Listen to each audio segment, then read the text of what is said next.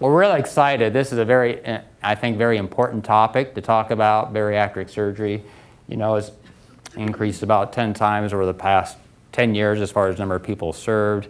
We know that obesity is an increasing issue in America, and actually maybe getting a little bit better in Nebraska, though I have a question when we get to that slide.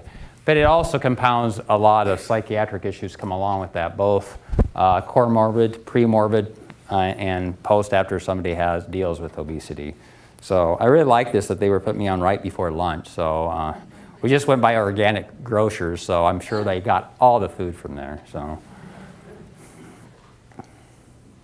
So I'm very sort of informal, laid back. We'll get through the slides. I know we have to about 12:25, but if you have questions, let me know. And we don't have to dive down super deep, but the slides will be available, I believe, online. And we've just added some more slides actually this morning, because as we sort of researched, it actually became more and more interesting as we researched it. But we're going to talk about the etiology and prevalence of obesity in the United States. I know you've heard about that some. Review the psychiatric comorbidities, the indication and exclusion criteria from a psychiatric perspective for bariatric surgery, the role of psychiatry, misconceptions, and just touch on a little bit of pharmacogenetics, DNA testing regarding medications, which we do a lot of, and just touch on transcranial magnetic stimulation that we've seen around 400 patients doing that. We're one of the largest centers in the nation for that. So here's the prevalence of obesity, and that little thumbtack denotes us. And it's sort of interesting because if you look at the prevalence of obesity in the US, it's been growing. As you ask people about obesity in Nebraska, it's actually decreased a little bit over the past 4 to 5 years. But as I was thinking about that the last couple of nights, you know, when you go out and you ask people their subjective response, that also depends on what we all see around us, our perceptions, and what's acceptable as far as normal weight. And if you actually look at the actual incidence and prevalence of obesity, it's actually higher than it probably shows that. But from a patient, consumer's perspective, actually Nebraska is getting healthier as time goes on. So comorbid psychiatric conditions, there's a lot of them. The big ones, depression is the most prevalent. Affective disorders, anxiety disorders, we'll look at this in another slide.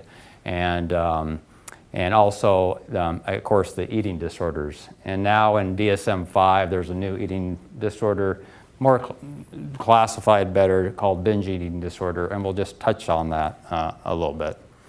But there's night eating syndrome. You know, if people take Zolpidem, Ambien, they can get up in the middle of the night and they can start eating. Or actually, when our folks started talking to me about that, I probably have night eating syndrome.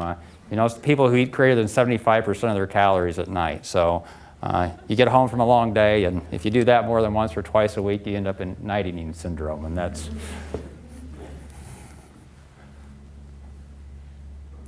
So the indications just from...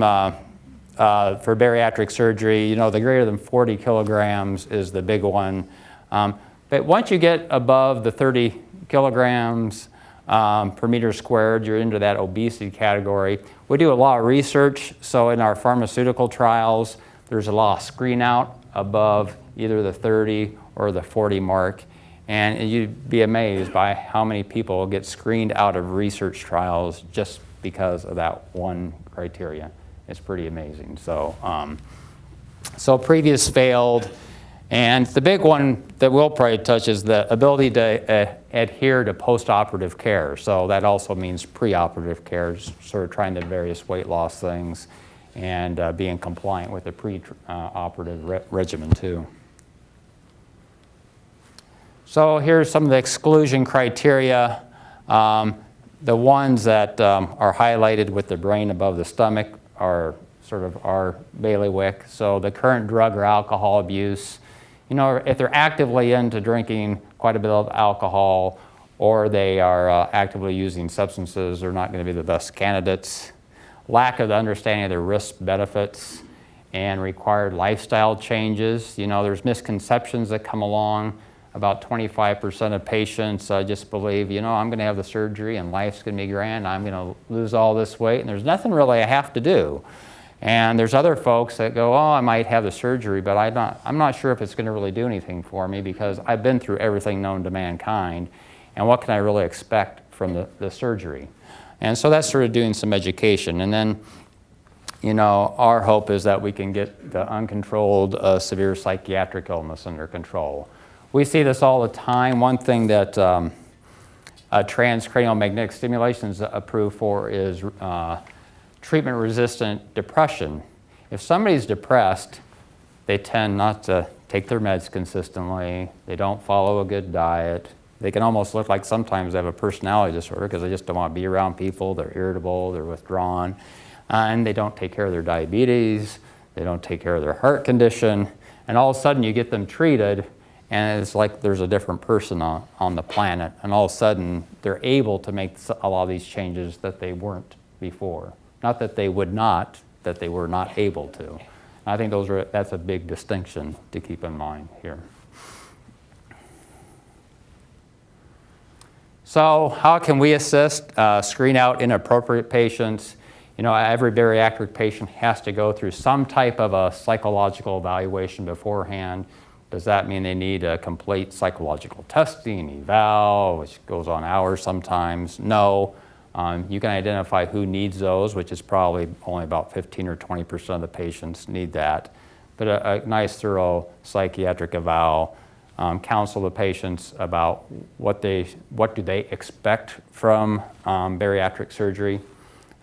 It's very interesting. If you go to YouTube now, I think we have this on one of our things, you can go to YouTube and there's people online who said, now if you're going to be doing the psychological pre-op and going through this eval, this is what you do want to say and this is what you don't want to say. So you have to sort of get around that also with patients. Those are sort of funny. Some of them are pretty funny to watch. And then provide effective psychiatric treatments. And the effective psychiatric treatments come in a couple things to look at. When you're looking at patients who are going to go under this procedure, things like absorption changes. So if you're giving a medication that's a controlled release pre-op, you might want to look at doing that different. You might want to change the immediate release medication, especially going after that first 6 months to a year after the surgery, because all the absorption is going to change. And we have a little bit of that on the medications. Things like lithium, actually their level can go up after the surgery, so there's some monitoring you have to do.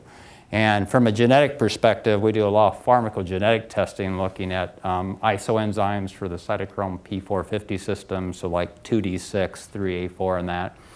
And depending on where they are, being able to control them by getting them on the right medication for their DNA can be very, very helpful.